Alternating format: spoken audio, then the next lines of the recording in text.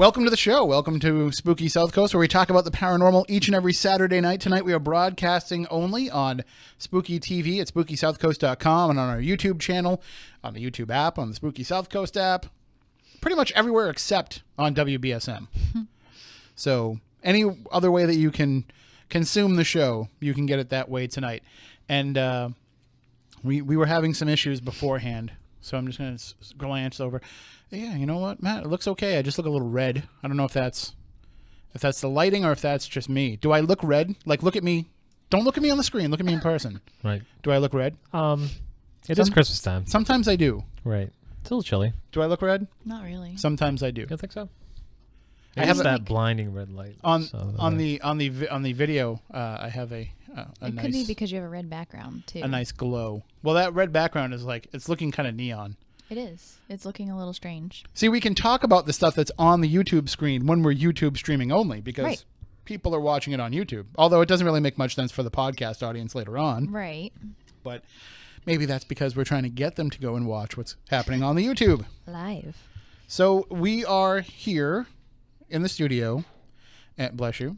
And so just before, I know that you don't like it when I talk about this stuff because it's like inviting problems to happen. Right. Go ahead, say it now, Stephanie, because you're just going to say it anyway. Mercury's in retrograde. So we were already making jokes about how you were going to say that earlier. It's true, though. And so we are dealing with some internet issues. So we're just going to put that out there ahead of time at the beginning. And we tried to make some adjustments. We have a genius over there with... right over there, right across from me. We have a genius over there with Matt Costa running all this stuff. So he found a way to make it, like, literally we were not going to be able to go on the air. Can we just say that without him, this show would never work? We say that all the time. Okay. We know that to be true. And so he works some magic, and so it might not be the quality that you're always used to, but it's there. We're trying. It's better than having no show. The planets are not allowing this to happen very easily. I don't know if it's that or if it's the... It might be the. Listen. It might be the people that work here more than anything else. However, Mercury affects people and their personalities and their communication as well. Not Frank, not the engineer here. No. No. No, he's just like that anyway. Oh my God. He does not need any kind of astrological help. Or excuses. No, we just had some issues with the upload. It's been happening all week. So Mercury's been in retrograde since the 2nd. We figured that it was going to be fine tonight with nobody in the studio, with nobody else in the building. You know what's happening is somewhere in this building, somebody's sucking down all the internet upload speed. We just don't know where it is. Weird. I might know.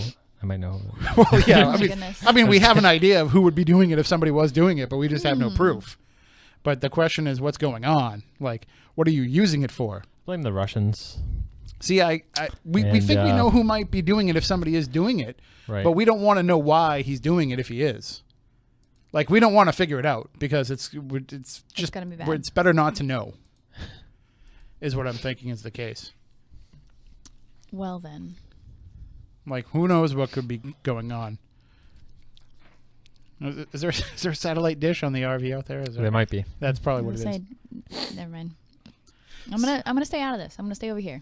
Well, anyway, we are very excited to be here with you tonight. We have Stephanie, you're back after I am having last week off for a personal day. You took a personal day. I did. It was my dad's birthday, and we had a big party for him, which you do, every year. So everything went fine. Yeah, everything was great. How old's your dad now? 70. Wow. Yep. I didn't realize that your parents were that old. Yep. Is your mom close to that, or? 7 years younger. So that's not close. She's still very young. They both, look young, act young. So I don't really think of it as old. So, and you're the oldest child. I am. And you're not even 30 yet. I'm not. So your dad got started late. Yep. Well, they both did their thing, traveled the world, did whatever they could, and had us later on in life. But I think it made them better parents. So it was, I think if I had to choose, I'd rather have older parents because I learned a lot. I feel like, people always think I'm so much older than I am, but it's because I had older parents and I learned things that not everybody in my generation really did. Well, I think part of the deal with parents is, parents want you to kind of learn from their mistakes. Yeah. And to not make the same mistakes that they do. So when you have an older parent, they're already to the point where they've kind of made some of those mistakes in their life, and they figured Right. things out for their own. Yep. So it kind of is beneficial in that regard. Now, let me ask you this about your parents. Okay. Would you ever have thought that, they'd have a third party in the marriage? Oh God, no. See, that's what most people would say. And that's how you would expect that most marriages would be. And then we find out some surprising news this week. Yes, which we did. We will get into. That's the see, I know there'd never be a third party in my parents' marriage. No. And No, you know what? they can barely put up with each other. Oh my God. I think anybody can make that argument in any marriage, really. But I think, No, my parents are like perfect for each other. really, Oh yeah.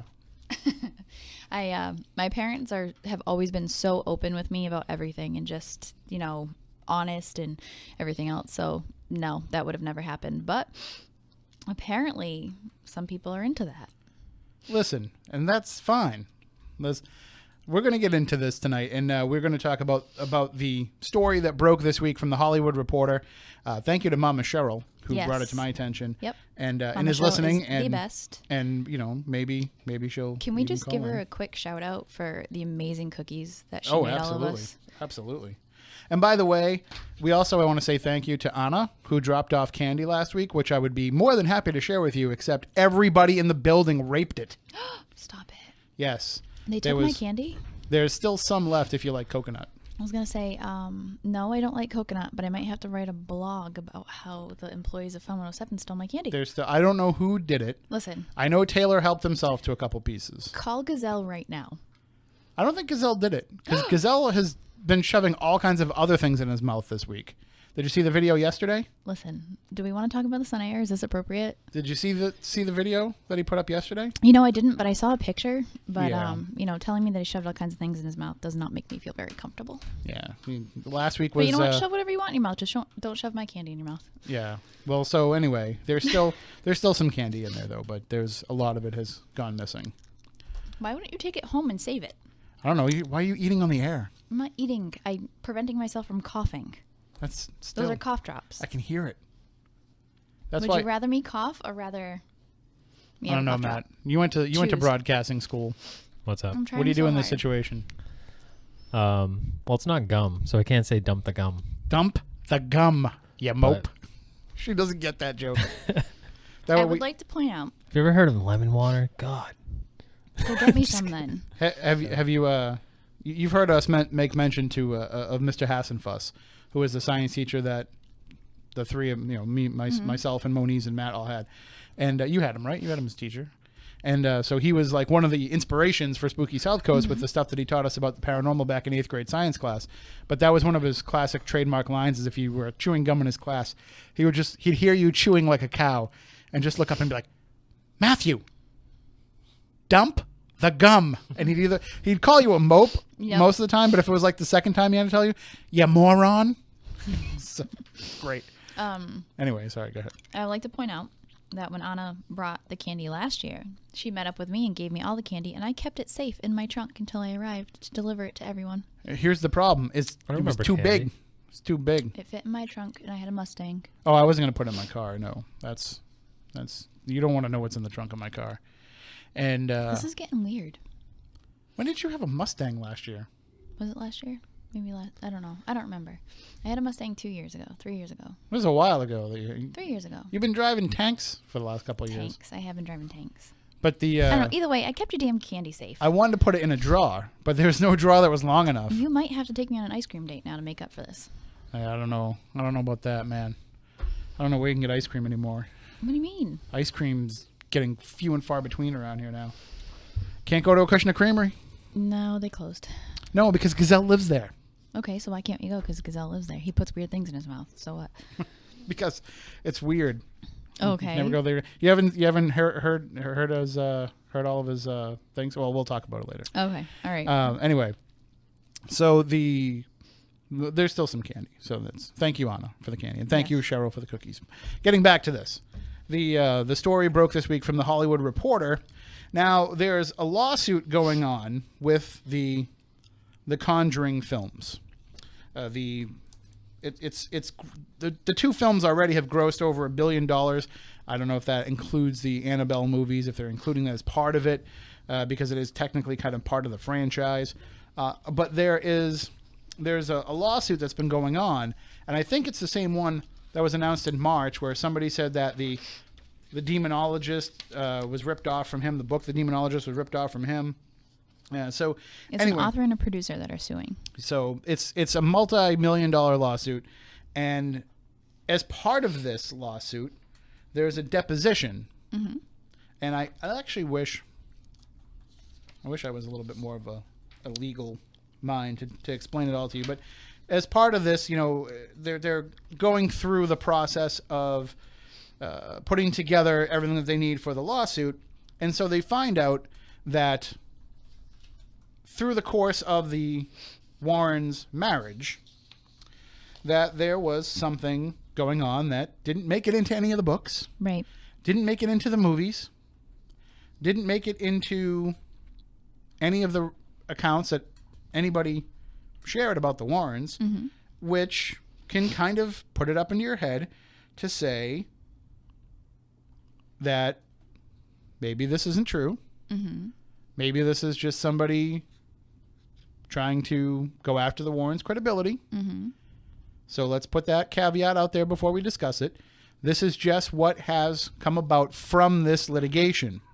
As part of this litigation, there's a sworn deposition from someone named Penny, who says that she started having a, quote, amorous relationship with Ed Warren when she was 15 years old, and it was with the knowledge and blessing of Lorraine Warren. Correct.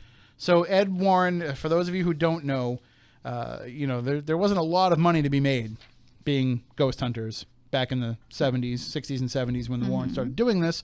Ed worked as a bus driver.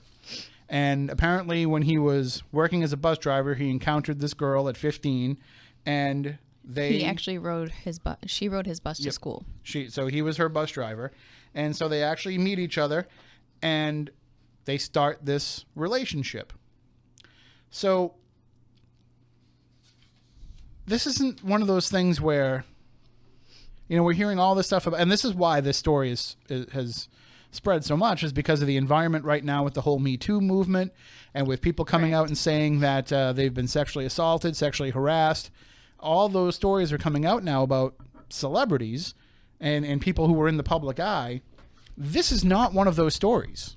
No. This is not somebody who was coming forward and claiming that this is going on, that she was uncomfortable with this relationship. This relationship lasted 40 years.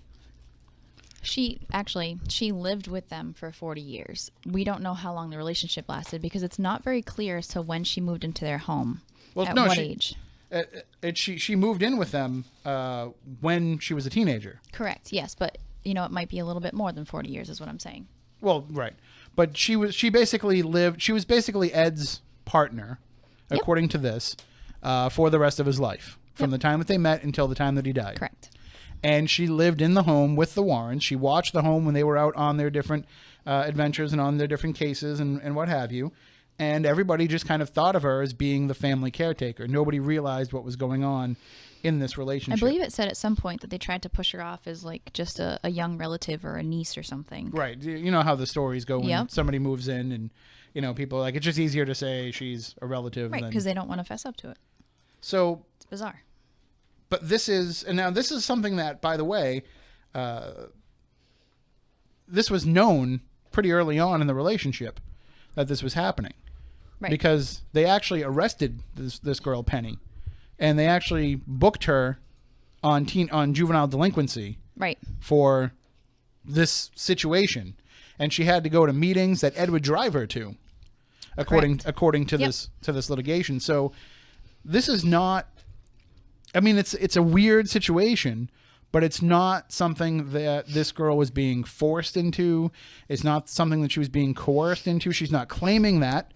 No. She's basically just claiming that Ed was essentially married to two people at once. And it's very clear that it was a sexual relationship.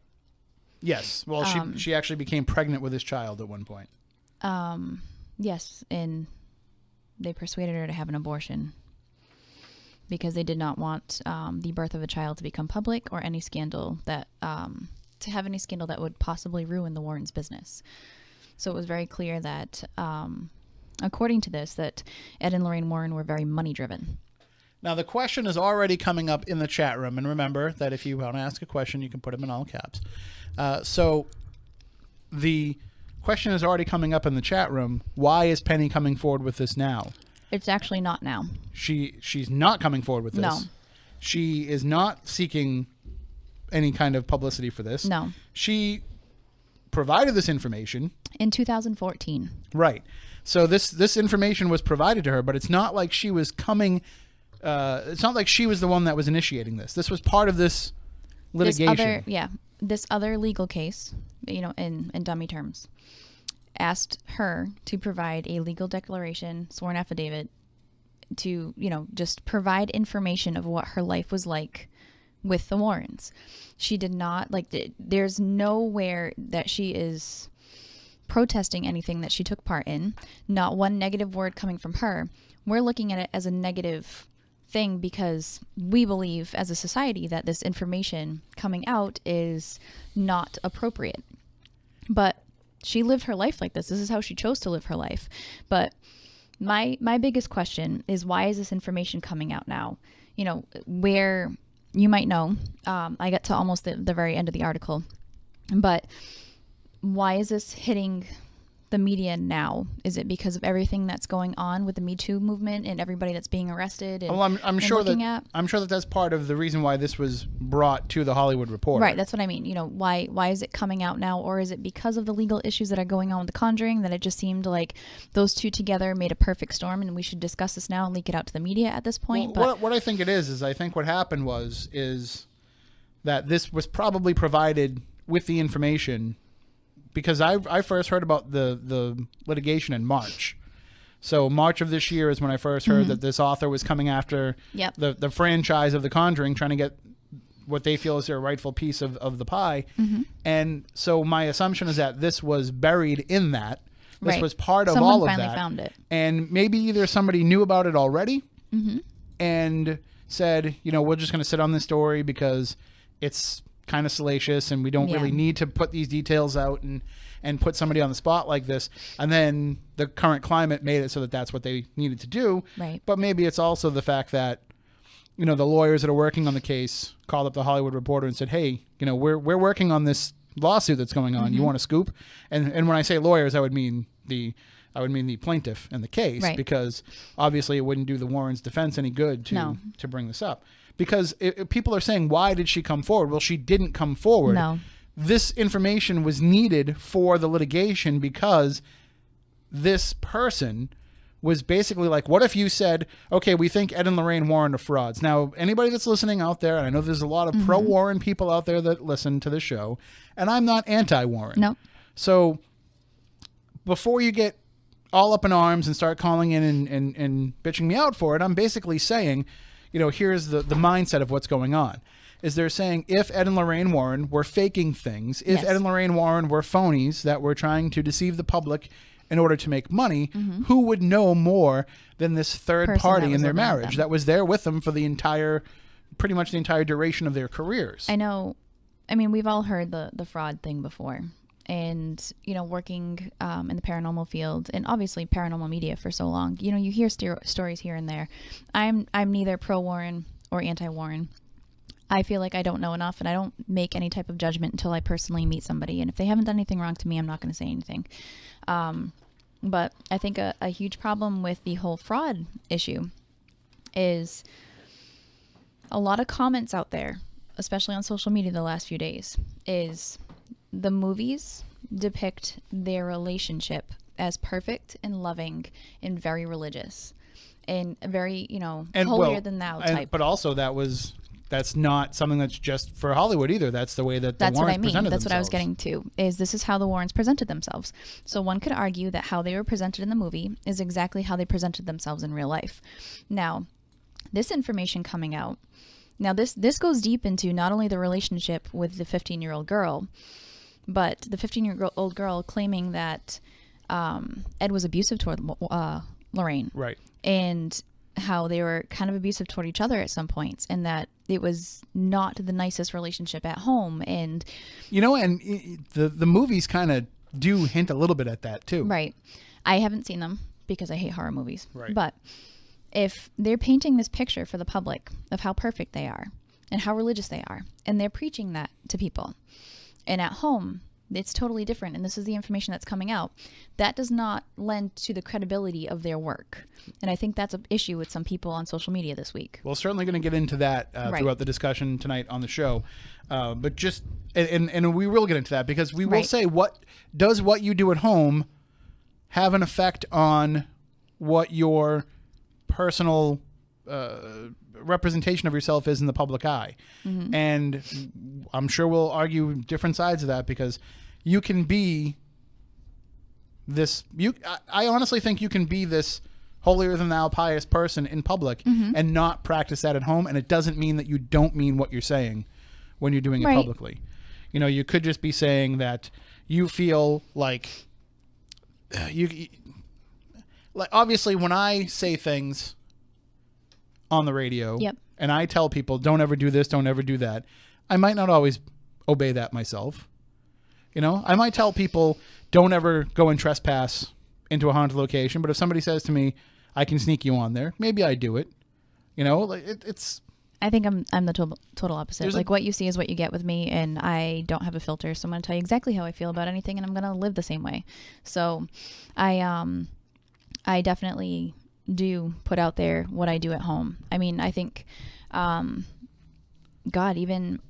think part of what I do as a medium, I put it out there that, life isn't always perfect, and I go through things just like other people do.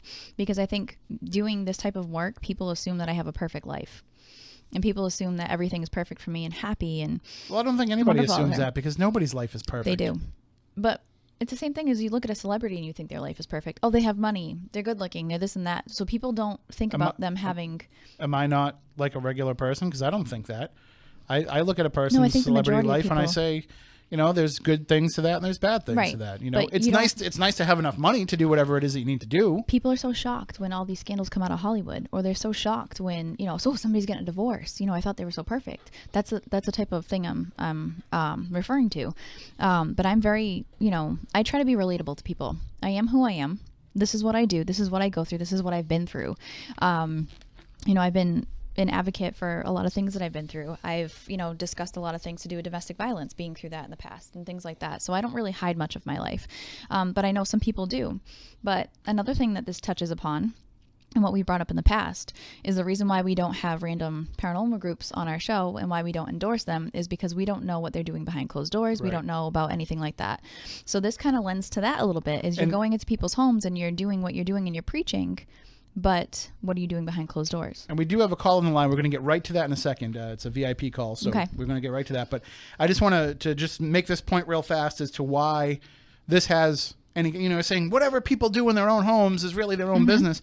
But this is where it's coming up as kind of an issue to some people, is Penny claims in this information that she provided for this lawsuit, one of the things that she claims is that she helped Ed with his reputation as a paranormal researcher, including faking the White Lady of Easton from Union Cemetery, which, Jeff Belanger, who's a good friend of ours, personally saw that footage. Ed Warren showed him that footage. Right. And to this day, he will say, that was something that he thought was something that he felt was credible. So if this is what's going on, if there's paranormal fakery being involved and this person can add information to that, that's where it kind of becomes something that the people want to talk about. Right. I mean, well...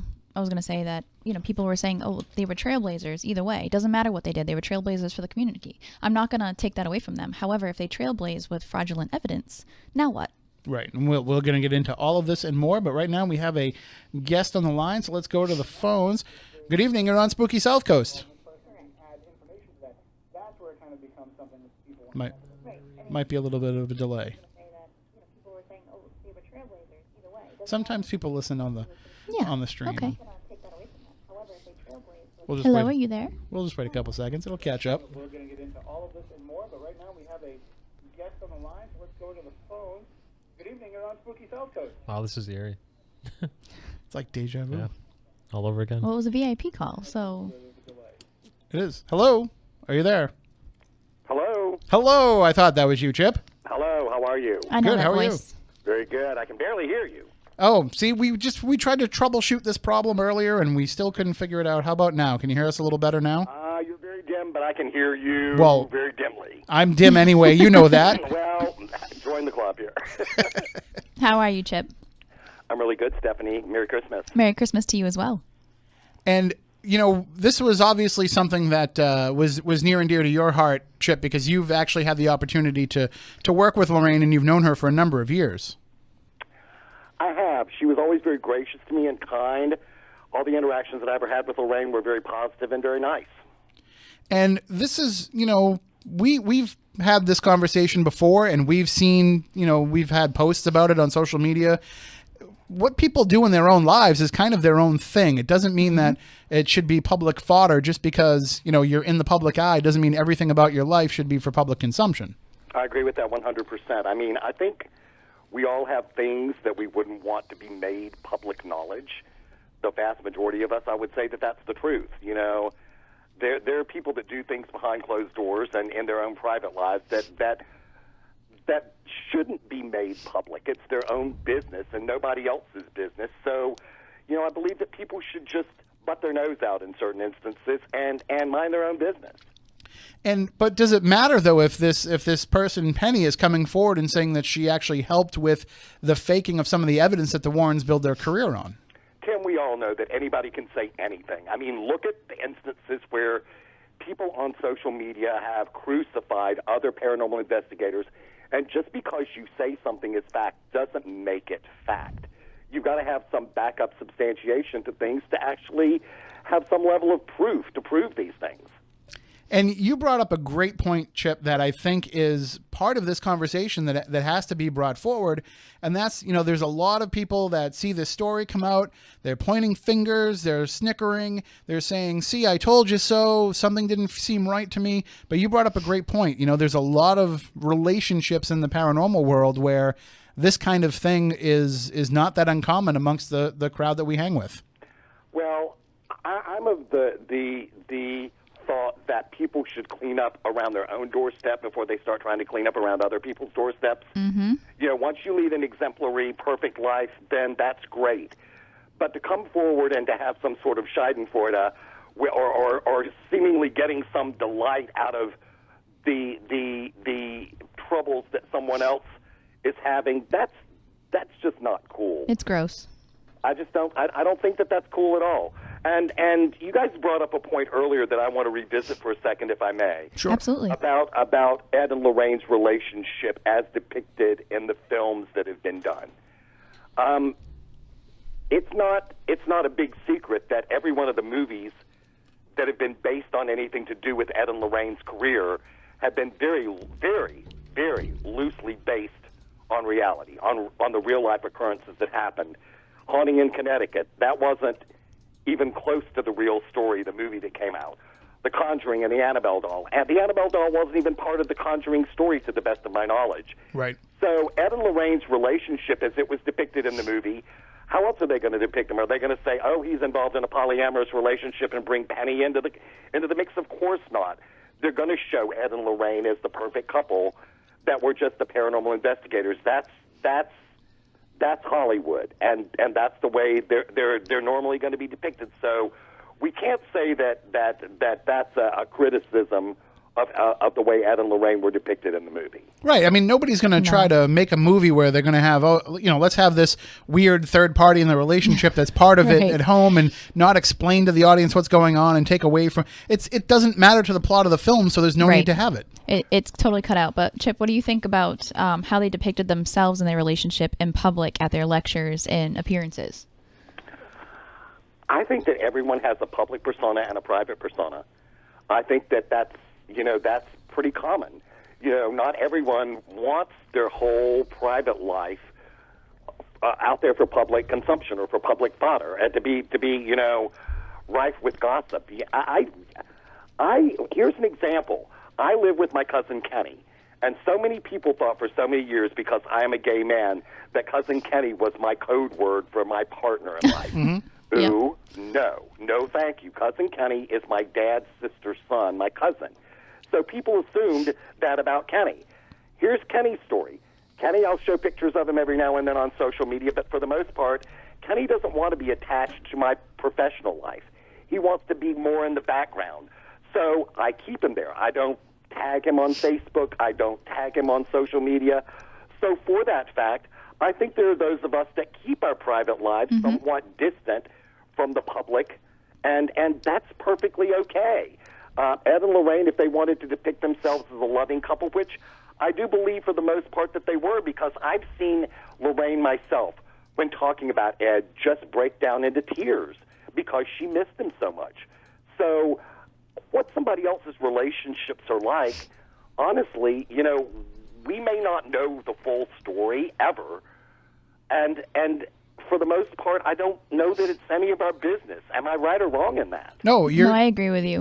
And that's the thing that bothered me for a lot of the comparisons. I mean, I don't want to get into all of the stuff about some of the accusations, but people who said that Hillary Clinton would not be a good president because she allowed her husband to screw around behind her back. Well, you don't know what their relationship was and what the situation was and how much they valued the necessity to stay only tied into each other, to remain faithful to each other. Some people don't have that kind of relationship. Some people, the bond isn't sexual, or maybe it is, but they also live a little bit more freer than that. But again, whose business is it about anybody else's sex life, period? No matter if you're a politician or you work in the paranormal or if you're just Joe Schmo on the street. Like, what you do in your bedroom isn't anybody else's business. Well, it gets a little different when you're having interns in the Oval Office, and that's a different story, but... I'm trying to not go political because... Well, I'm just saying, like, it's just not... If this story came out that Ed Warren was going around to paranormal conventions and, banging paranormal chicks and... Well, if he's doing it under the table at his booth, okay, fine. That would be a different story. Let me jump in here for a second. We all know that happens. Oh, I know. Oh, no. We all know that happens. I don't know, Chip. Don't tell me. I think that any of us that have gone to these events in a lot of ways have seen some things that we may or may not approve of. But the truth is, it's none of our business, and we shouldn't jump to conclusions or become judgmental. There's some things that I don't agree with or I'm not cool with, but I just try to stay in my own lane. And getting back to Ed and Lorraine, honestly, I'd heard rumblings or rumors in the past about the fact that there was a third party in their relationship. But again, it was none of my business. I heard about this years ago, but it was none of my business how they formulated their relationship, or even if there was a third party. It just wasn't any of my business. So I butted my nose out. Right. And really, it doesn't mean that they are any less effective at the work that they do. It doesn't mean that there's any... I don't see it as an easy leap to say, well, because there's a third party in their marriage, they must be lying about everything that they ever investigated. It comes part and parcel with the territory that we are going to be called fakes and frauds. My God, I've been called a fake and a fraud. I'm sure anybody has who's worked in this paranormal arena or been accused of faking evidence or fabricating stuff. But you bring up a good point there, though, Chip, because doesn't that also mean that now in your regular private life, even though it should be separate, you do always have to think to yourself, there's a possibility that this could be perceived in a way that would hurt my credibility. And it changes the way that you do things. All of a sudden, you don't want to... It kind of limits the way that you want to put yourself out there because you're hyper vigilant of how people are going to look at you. Absolutely. I think that people have to guard themselves to some degree. Like, I mean, for example, we were hanging out on the cruise. We were always, going off to dinner and stuff like that. And people would say, how come, some of the paranormal people go back there and drink? How come some of the people go over there? It's like, well, you kind of have to because the stories will start so easily where all of a sudden it's like, well, I saw them sitting there getting drunk. Really? We had one drink, but it's enough that people just want to gossip. People love to gossip. Hey, I can't take pictures with anybody of the male species without somebody making we don't even want to get into the rumors about you that have been going around. Well, you know what? Here's the deal. We do have to guard ourselves to some degree because people do like gossip. People do like scandal, as is proven by this story. Absolutely. People do like that stuff. They live off of it. They live off of the drama, and unfortunately, once it hits like a tabloid type media, then it blows up, and it's not like, I don't think it's anybody's business. I think if somebody was getting hurt and it was an unsafe situation for someone, then okay, it'd be a little bit easier to pass some type of judgment, especially if we all knew and respected someone. However, I this agree. happened decades ago. This isn't the poor guy is no longer with us. So no matter, I mean, any type of judgment or opinion or something like that isn't really going to matter, because there's no going back into the past and changing it. And you bring up a very valid point, Stephanie, and thank you for doing that. You know, for me, this changes nothing about my opinion of Ed, who I never had the opportunity to meet because he had passed away before I became friends with Lorraine. Mm-hmm. This doesn't change anything about my opinion of them. You know, there was a talk about abuse. Well, you know what? Lots of couples have contentious relationships, and they're not proud of it, but it happens in relationships. It really does. So, you know, to bring this out now, or for this to come out now as something that's so scandalous, lots of people have the same situations, perhaps not the polyamorous part of it, but lots of people have similar situations.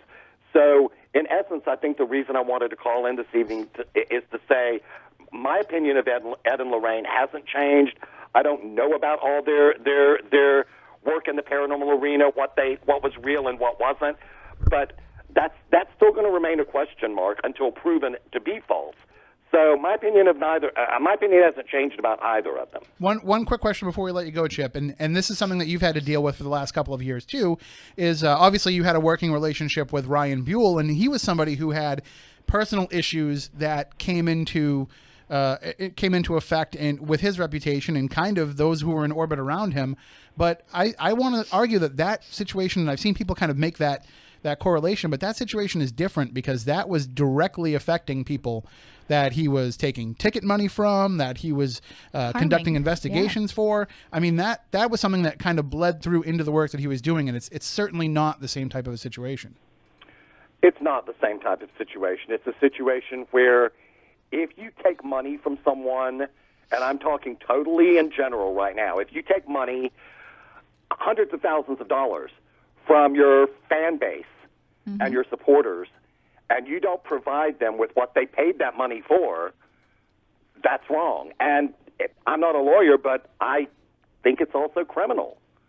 Right. No, you're correct. And having personal issues going on, I almost used the word demons, but but having personal issues like he's had go on, that can have an effect on that situation, and so that does kind of bleed through, and some people have. But that's also a current situation that is happening to people that are living and breathing and existing, and you're harming people or doing something wrong to another, and you're lying, you're cheating, you're stealing. At that point, again, there's no correlation with something that happened in the 1970s with a man who is already dead. Let me say one last thing before we get off the air, and this is something that happened to me during the run of Paranormal State and Psychic Kids, okay? And I don't like getting into this, but I will. I'm a gay man, surprise, and the deal is that during the run of the show, during the run of Psychic Kids, because I was working with children, some very nasty SOBs put out the word on social media that I was a pedophile. Oh, God. Oh, God. And nothing could be further from the truth, and I love children, but I would never want to harm a child in any way. So I had to get my legal team involved in dealing with this. But once some information is out there, it can harm someone personally, professionally, and financially, no matter whether those allegations are false or true. Once something is out there, it has the potential to damage someone. And I had to squelch those things very quickly because of that fact. And at first I was very hurt by those sort of things. And then it made me angry. And my attorney said, you fight back. You just go out and you call the people that do these things. You stand up and you say, you nasty SOB, you small-minded, dirty-minded SOB, how do you sling accusations at somebody? And here's the deal. Nobody else on that show, either the straight guy, Chris Fleming, who worked on the show, none of the ladies that worked as psychologists on the show, and Karen Russo, who worked on the show also for one or two episodes, none of them had those allegations leveled against them. It was the gay guy. which is wrong. Well, Chip, we thank you for calling in and for sharing, and we definitely want to have you come back sometime in the future, Yes, in the very please. near future, so we can talk about way more fun stuff. Absolutely, I would love that. Happy holidays to both of you, and I hope to see both of you very soon. Thank Yes, you for letting me come on absolutely. with you. Take care. Thank you very much. Bye-bye. That is Chip Coffey, and of course, everybody knows Chip. He's the star of If you don't, you Psychic need Kids, and he was on Paranormal State, and he's been on Kindred Spirits, and he's just Yes, he he's so has. much fun. And He's always been great to me. but he's also very passionate about things too, and that's why, when he was talking about this on social media, I reached out to him and said, "Why don't you pop on and just kind of share some of your thoughts with us?" Yep. And he was remember. ready. He was ready to share some stuff, and he brought it. Well, he's never been afraid to share his opinion on any type of topic, whether, it's just simple current events or it's, something to do with the paranormal or just something he feels personally himself. But, I applaud him for that because you're not afraid to put yourself out there. And, having him come on, when you told me, I thought it was a great idea because he has very valid points and it kind of goes along with, what we were talking about earlier. I say we create a segment for Chip.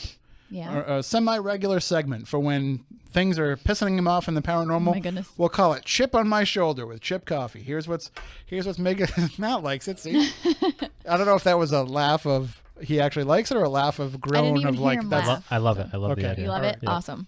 But we definitely will have him come on for a No, that full would be show. awesome. Have we had him on before? No, we never have. Oh, well, then we need to. So we really need to kind of get into his whole story because it's very fascinating how he, stepped into the public spotlight Right. with doing this stuff, and something that he wasn't looking to make it his career, and it just kind of took over. Yeah, him and I actually had a long talk about that. I met him when he came to Fall River, to the Lizzie Borden house to film for Kindred Spirits. I met with him for lunch because I just wanted to reach out to him and meet him. Amy and Adam love him, and I think he's been in this business long before I have, and I felt like he, had been through everything already, and I could really, relate to him and what he's been through and learn from him and develop a friendship. And I was very fortunate to sit down with him and talk, and we shared our stories, and it was just a great afternoon, and I'd love to see him again. So I'd love to have him on as well. I'm getting a lot of messages Are from you? people, and well, first of all, I got one from Matt saying that we want to thank Professor Eric Yes. for the $2 super chat. Explain to people, Matt, what Professor Eric just did. So super chat is basically if the chat room gets kind of too crazy and crowded, which at times it can. You could pay $2 and have your question or comment. Make sure that we see it. Oh, okay. And that I'm a little behind. So- that $2 goes for what? Goes to us. For helping with Spooky South Yep. Coast and and Professor Eric helped us out big last week as well. Right. We have it set up right now, but we've never really used it because we're weird about taking money from people. We are. We really are We- weird about yeah. taking money. You Like guys are weird anyways. we're just so throwing it out broke, there. and like there's Well, that's things the point of the show, I guess, right? like Yeah. it's the end of the year, so the website fees come due. Right, and yeah. The podcasting and all that stuff. Like we pay for all this stuff out of our own pocket. So that's why we're like the PBS of the paranormal. But every we once don't in a have an while- umbrella to give anybody. Right, we That's don't. our problem. We need umbrellas. There's no DVD box set for you to enjoy at home. There's no there's all the free videos and stuff Right. on YouTube. But yeah, we're pretty much like we're basically panhandlers. We're the paranormal panhandlers, and we need your help. We don't stand out at the octopus and get in your way when you're trying to get through the stoplight. They don't need to. People don't know what the octopus is. People will. Well, that's true. We are on YouTube, Right. but The what? The octopus. wait, you grew up in New Bedford. You don't know the octopus? Oh, okay, the octopus. I'm like, what are you talking about? You call it an octopus? Everybody calls Yeah. it the It's a, octopus. it's a sea urchin. What? What? What are you talking about? You really don't know what we're talking about. For the people on the stream, the octopus, which not the sea urchin. It's definitely It's just an intersection in New Bedford. that Oh, okay. intersection Yeah, over but by. the sea urchin is there. Do you know what I'm talking about? Oh yeah. Oh, it's a Okay. store. Okay. Is that a store? No. It's There's a sculpture. yeah, the Oh, is sculpture. there? Oh. Yeah, you no, don't but know? I just know the The thing that looks like a bunch Seagull of cigars. I just remember Seagull Cinderella, and No. I'm done with that. No, not that. Oh, This has been there for Tits like McGee? literally. The I forgot we're on YouTube. but the octopus. It's Yes, called the I- octopus I because know it what goes you're in. talking about Well, I'm now. explaining it to the. There's actually 8 roads. Is there literally 8? Yeah. Yeah. So that's why it's the octopus, and that's where all the panhandlers hang around and jump in front of cars and Right. ask people for money for donation. And Good old New Bedford. we were. In silence.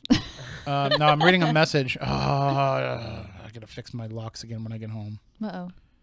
Oh boy, I did it wrong. Okay. We'll figure that out later. Anyway, I was battling the door. I know you that had a battle today. wouldn't come undone. But getting back to this story with the Warrens, I think Chip hit it on the head with a lot of people do things behind closed doors that they might not want the whole world to know about. Right. And nobody says that you have to be fully. You don't have to reveal everything about your life fully just because you're in the Nope. public eye. You know, I've said forever, and I was going to say this on the air, but I knew Chip had limited time. In the travel that I've done in the past year, I have made reference more than once to being like a zoo animal because people will stand there and stare at you and take pictures of you and just look at you. And that's what I was referencing before is if you're in the public eye, people treat you like you have this perfect life or you're not actually a human. And I think that's kind of how people are viewing this story or viewing any of us. And we're just like them, only they get to watch us on TV do our jobs. We don't go into their work office and stare at them all day. So I think people lose sight of that. And like I said already, what you do with your sex life, I really don't want to know about. I don't really care. But at the same time, if there's harm or abuse or, somebody's, not safe or whatever it might be, then it becomes an issue. But where we can't rewind the past and go back to this, then, and not having all the facts either, because this is written by a website that is very similar to TMZ. So it's just sharing. Well, I don't know if I'd go. No, I wouldn't call the Hollywood Reporter similar to TMZ. I mean, the Hollywood Reporter is just reporting on stories in the entertainment business. Yeah, but media is always. Mama Cheryl's listening. She would probably know better than us because she works in the entertainment industry. But I wouldn't go so far as to say that the Hollywood Reporter is a gossip site. It's just reporting on the business. This is kind of. I mean, there is no other reason for releasing this information other than gossip. So that's why I related it to TMZ. I don't necessarily. I read TMZ. Not necessarily the case because if this story, putting this story out, creates some Buzz for the new movie. That's what I mean. That's gossipy. No, but I think the idea behind releasing this information is it puts doubt on the Warrens as being the legitimate owners to this information that is the subject of the lawsuit. So by going out there and putting this out there and hurting the reputation of the Warrens, it helps benefit that litigation. But it's still done with terrible intentions. Well, it's still gossipy and drama. That's what everything is released for. Everything's released for. It's yucky.